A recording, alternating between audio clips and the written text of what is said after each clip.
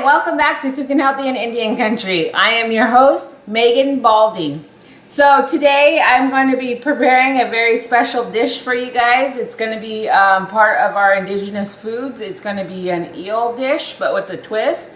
But before I get started, I wanted to do a shout out. I was cleaning my eel today, and if any of you guys have ever cleaned lamprey eel, you know how difficult it is on your nails. I had my jamberries on from Chelsea Reed. She's a local consultant here in Hoopa, California, and they withstood the eel clean test. Woo, woo. Okay, so how I'm going to start this today is I'm going to start with my vegetables. So I have some broccoli here from Grady at Greenfire Farm and some fresh spring carrots. I have some cabbage and some kale. And then I wanted to show you the star of the show. I'm going to bring him over here on this because he's Mr. Lamprey Eel. Yeah. Okay, and I'm going to make a little stir fry with him. So what I'm going to do, I'm going to wash my hands before I mess with my... What I want to do first is I'm going to bring you down to here, over to my cutting board. I'm going to zoom you in.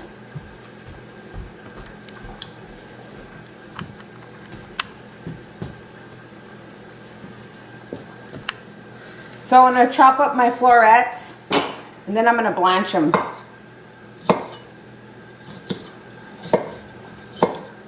So you just want to kind of just chop through your broccoli here, just to kind of loosen it up a little bit. Get out of there. Go away.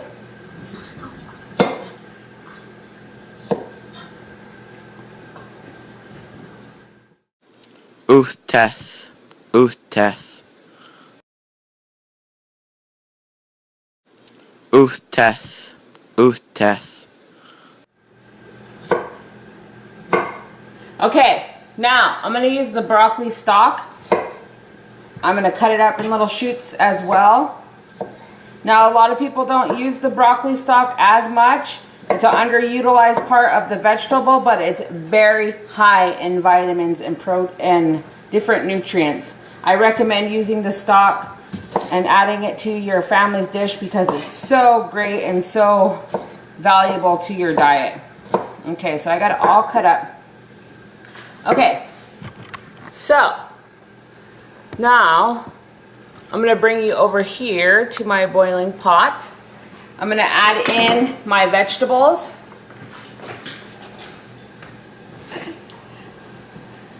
Now the secret to blanching is you add in your vegetables. I'm going to bring you up just a little bit so I can talk to you. So the secret to blanching is this. You add your vegetables in and you let them come back to a boil, and then you boil them for about 3 to 5 more minutes. So once you put them in, the water will stop boiling. So the technique is to wait for the water to come back up to a full boil, and then you start to time it for 3 to 5 minutes. Yeah. So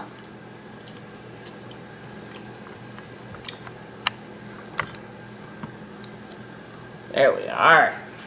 Okay, so what I did with him is I gutted him out.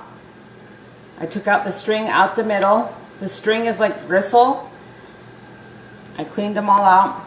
Now I don't have a whole bunch to use of him because I'm not going to make a huge dish.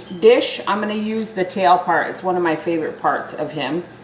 Now what I'm going to do is I'm going to cut his tail in half. I'm going to bring him open and I'm going to fillet him flat. Just like that. Now I got a nice flat piece of eel right here.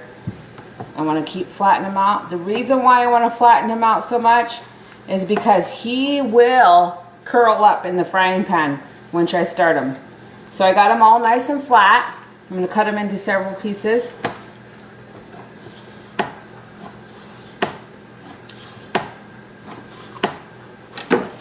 Start my frying pan up. Now just the tail, I'm just going to cut in little ringlets all the way down.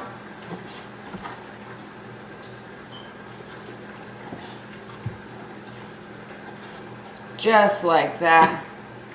Now, what I want to do is I want to take just a little bit of flour. Now, you don't have to use flour. I like to use it for this dish. I'm going to flour them up just a little bit.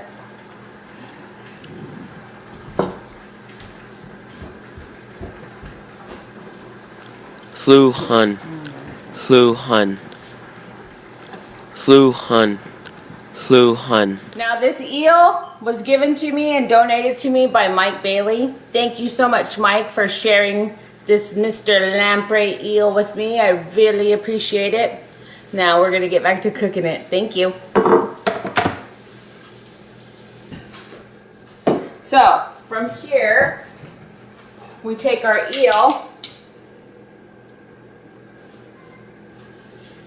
and we start to fry him up.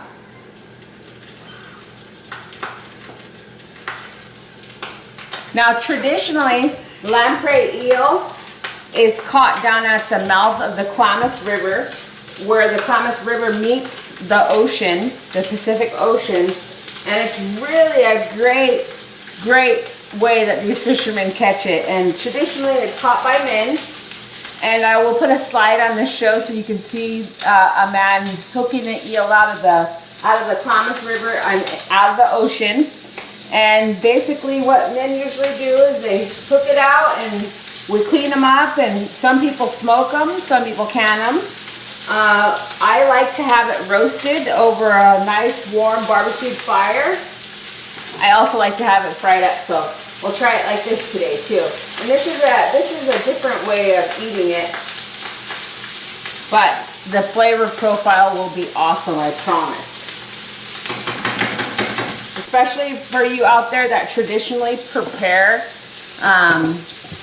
and eat eel on a frequent basis, this will be a great recipe for you to try out.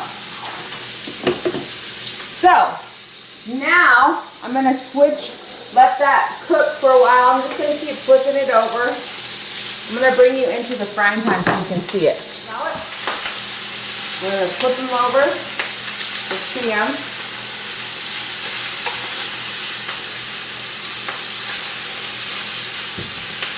Smells so good.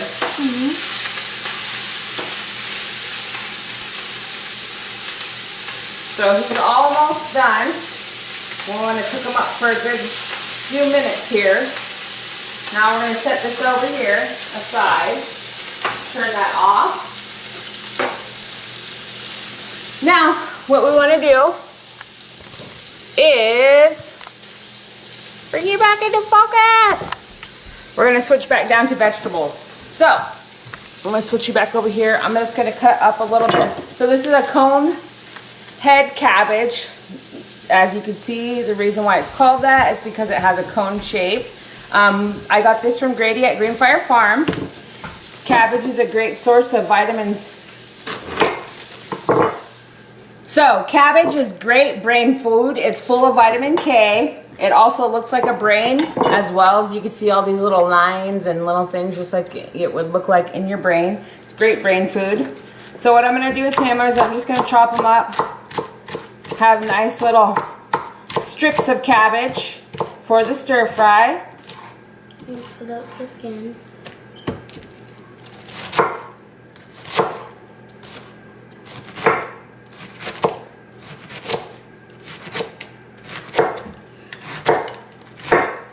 Okay, we've got some good syrup. We're going to throw that in the frying pan. We're going to take some kale, red Russian kale, Grady at Greenfire Farm. You guys all know that I'm a fan of kale.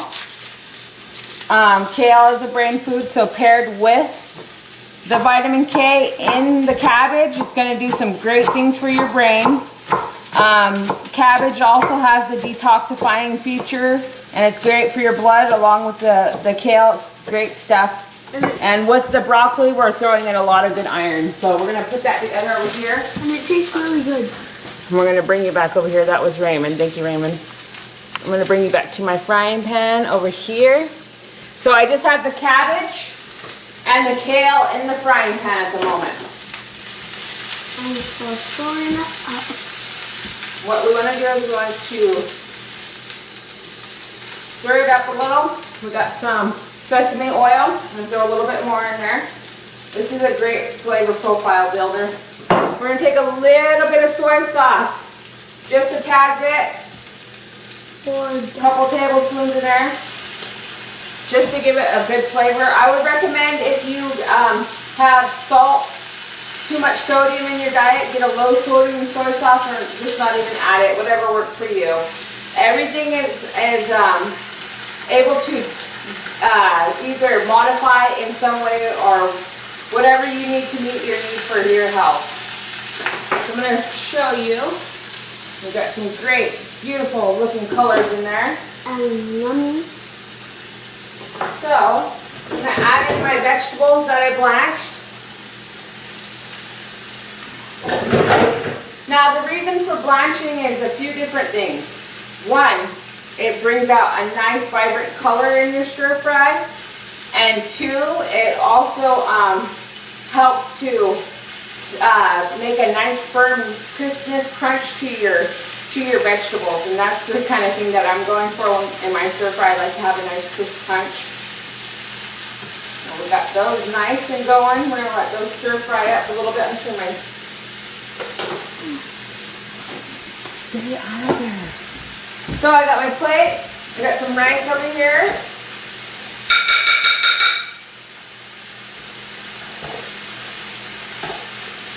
Now I get this rice from Food Commodities, from the Hoopa Food Distribution Program. You can use brown rice if you'd like. This is the rice that I have available for my family. What I recommend that you do when you make rice is to rinse it first, because you rinse a lot of the starch off of it.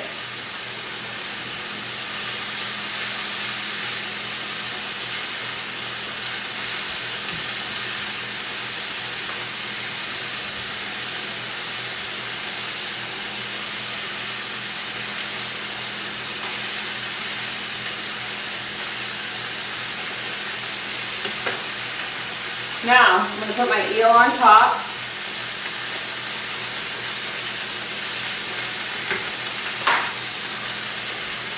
And there we have the dish. Very nice. I'm going to bring it back. I'm going to try it out. So I'm going to get enough of everything. A little bit of eel, a little bit of cabbage, a little bit of broccoli, and try it all. A little bit of kale, and this should be so tasty.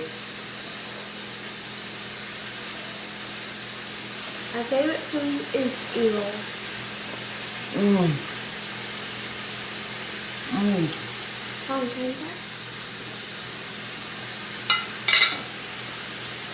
Now, we're going to see if it's kid tested. It's mother approved, but let's kid test it. We got Raymond over here.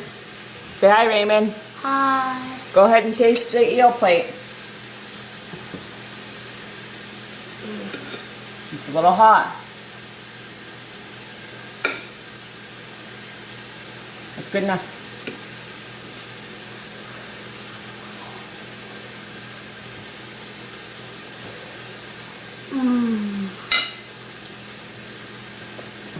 Thumbs up for good.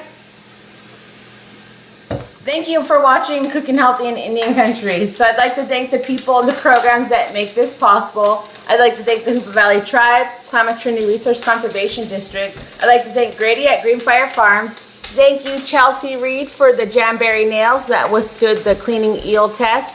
I'd like to thank Mike Bailey for the donation of the lamprey eel that he gave me. I appreciate it very much. It's nice to know a bunch of fishermen out there that are willing to contribute to Cooking Healthy in Indian Country.